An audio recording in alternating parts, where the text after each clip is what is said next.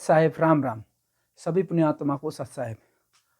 हम जितने भी संत रामपाल जी महाराज जी का अनुयायी शिष्य है, सभी संत रामपाल जी महाराज जी को परमात्मा स्वरूप मानते हैं, स्वयं परमात्मा मानते हैं।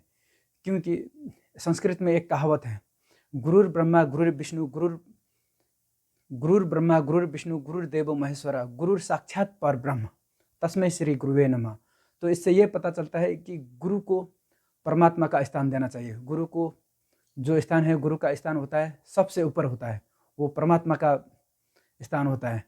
वो देवी देवताओं और भगवानों से भी सबसे ऊपर का स्थान जो होता है वो गुरु का स्थान होता है। क्योंकि एक आत्मा और एक आत्मा को परमात्मा से मिलाने का काम एक बिचौलिया होता है, वो स्वयं गुरु होता है। तो गुरु जो होता है आत्मा को परमात्मा से मिलाने का एक बिचौलिया का काम करते हैं। इसके लिए गुरु को अध्यात्म लाइन में जो गुरु होता है उसको स्वयं परमात्मा माना जाता है। और एक कहावत है, गुरु बिन माला फेरते गुरु बिन देते दान, गुरु बिन दोनों निष्फल है पूछो वेद पुराण। इसके लिए क्या कहा जाता है कि गुरु को अगर गुरु बनाए बिना हम जितना भी दान धर्म कीजिए, जब तब कीजिए, कोई भी काम नहीं लगता है। इसके लिए गुरु बनाए बगैर हम कुछ भी काम करेंगे तो वो कोई काम का नहीं आता है। इसके लिए गुरु को सर्वप्रथम अध्यात्म लाइन में सर्वप्रथम गुरु बनाना चाहिए। परमात्मा से अगर मिलना है तो सदगुरु का एक ज़रूरत होता है और सदगुरु बनाना चाहिए। सदगुरु का काम होता है कि वो परमात्मा से एक आत्मा को परमात्मा से मिलाने का काम करते हैं। और सदगुरु का एक यह है वाणी है, सदगुरु का लक्षण कहूँ मधुर बैण विनोद, 4 वेद 6 शास्त्र कहे 18 बोध। सदगुरु का लक्षण क्या होता है कि सदगुरु वही होता है जो सभी धर्मशास्त्रों का जो ज्ञान देता है, सभी धर्मशास्त्रों को खोल के जो ज्ञान बताता है वो सच्चा गुरु होता है।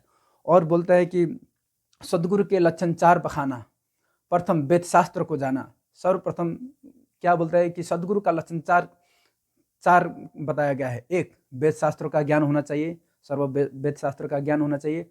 दूसरा, वो खुद भी ये शास्त्र अनुकूल ये भक्ति करना चाहिए और अपने अनुयायियों को भी शास्त्र अनुकूल भक्ति कराना चाहिए।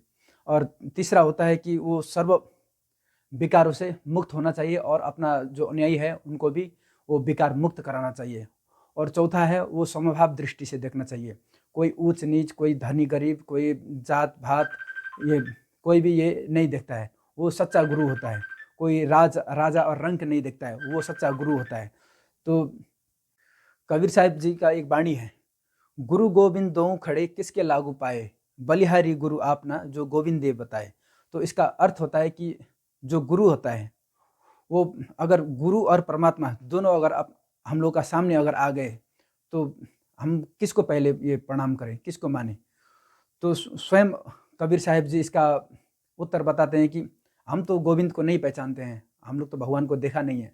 तो जो जिसको हम लोग देखा है वो स्वयं गुरु है और गुरु ही परमात्मा को मिलाने के काम करता है। तो इसके लिए हमारा सबसे जो पूजनीय होता है वो सर्वप्रथम गुरु होता है।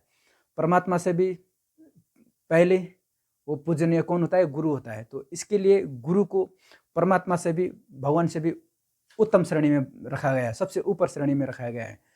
और गुरु नानक जी बताते थे कि सोई गुरु पूरा कहावे जो 2 अक्षर का भेद बतावे, एक लखावे एक छुड़ावे तो प्राणी निज घर को जावे।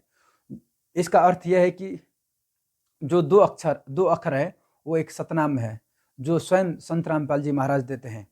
सतनाम में 2 अक्षर है, एक यहाँ से छुड़ाते हैं, इस लोक से छुड़ाते हैं, और दूसरा यहाँ से छुड़ा के वो अपना सतलोक में लेके जाते हैं। तो वहाँ का जो बासिंदा वो हमेशा के लिए बनाते हैं। और गुरु नानक जी और एक वाणी बोलते थे कि सोई गुरु पूरा कहावे जो 4 शब्द का भेद बतावे। तो इससे यह अर्थ है कि संत रामपाल जी महाराज पूर्ण संत होने के साथ साथ शिरोमणि है, संत में शिरोमणि है और स्वयं परमात्मा है। क्योंकि जो सदगुरु है वो स्वयं परमात्मा होते हैं, सदगुरु परमात्मा ही होते हैं और कोई भी सदगुरु नहीं बन सकते हैं। सदगुरु 3 रूप से आते हैं कि साहेब आते हैं, साहेब मतलब स्वयं परमात्मा है, और दूसरा संत रूप में आते हैं, तीसरा वो अपना जो भगत रूप में भी आते हैं। इसके लिए बोलता है तुम साहेब तुम संत हो, तुम सदगुरु तुम हंस, बोलते हैं। तो वही स्वयं परमात्मा होता है, वही सद्गुरु होता है, वही हंस आत्मा होता है। तो इसके लिए परमात्मा स्वयं सद्गुरु है, सद्गुरु ही परमात्मा होते हैं।